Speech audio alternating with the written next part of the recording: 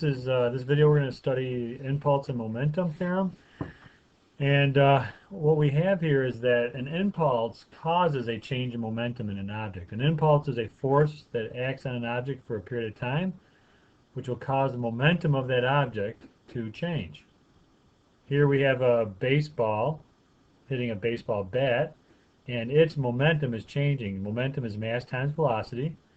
The mass of the ball did not change, but its velocity has changed. It was going one direction, now it's going the opposite direction. And this bat here applied a force for a period of time to change the ball's velocity, to change the ball's momentum.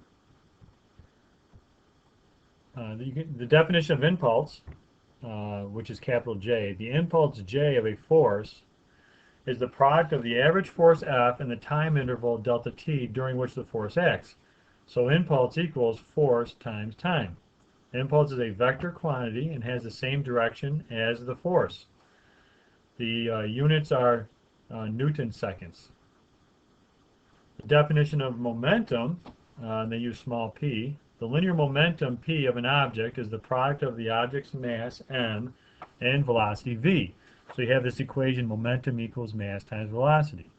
Linear momentum is a vector quantity that points in the same direction as the velocity, and it has the units kilograms meters per second. Now, kilogram meters per second is really the exact same thing as a Newton second, the units for impulse. So sometimes they're interchangeable, but typically the momentum unit is kilogram meters per second. An interesting thing we can do with F equals ma is this. We have F equals ma. We can then rewrite that to be F equals m times change in velocity over time. And if you distribute that mass through, it's mass times final velocity minus mass times initial velocity, so this is what you get over here. We'll multiply both sides by that change in time, and so you get force times time equals mass times velocity final minus mass times velocity initial. So we know that force times time is impulse.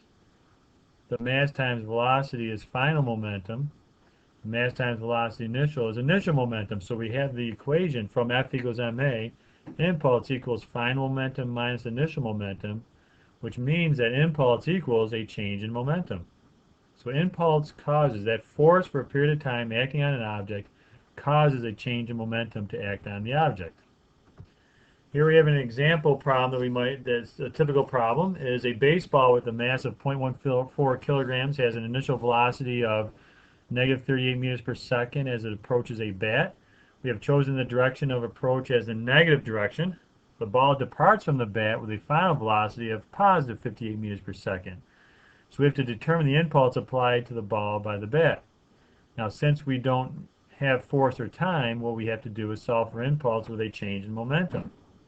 We have to calculate the change in momentum of this object. So we'll go ahead and use that impulse equals change in momentum. And we'll go ahead and plug in our values. We have our final momentum minus our initial momentum, and we end up with 13.4 kilogram meters per second, or you could say 13.4 Newton seconds is our impulse.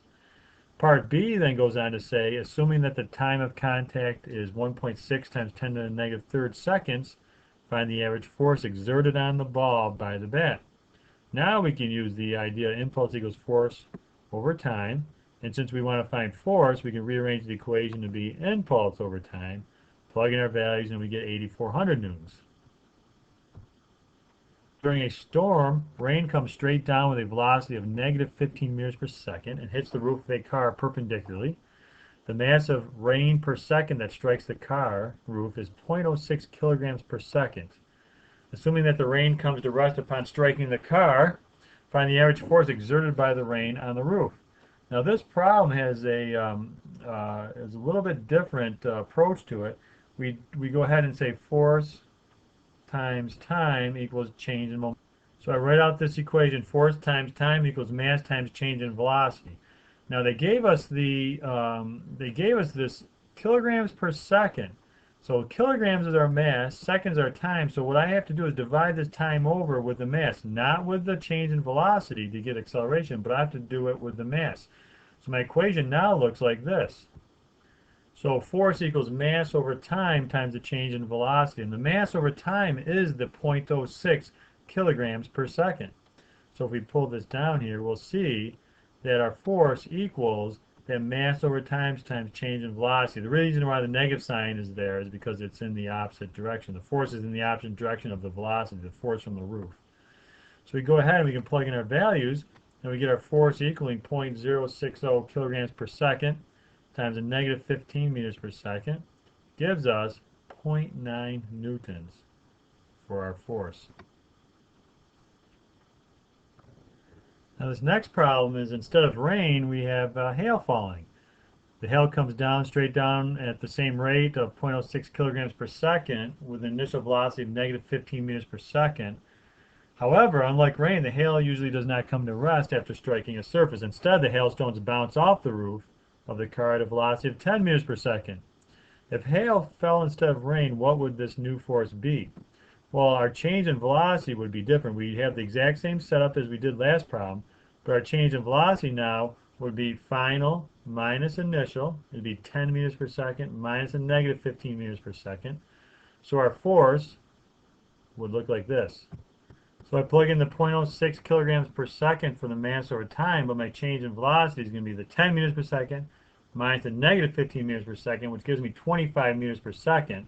So my force ends up equaling the 0.06 times the 25, which gives me an answer of 1.5 newtons.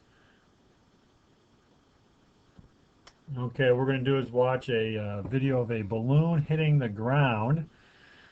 And what you'll see is a lot of forces acting on the ground, just like that hail, that raindrop. But as we get an idea of how these forces act in slow motion, here's the balloon falling. And you can see there's quite a bit of force to flatten that balloon right out.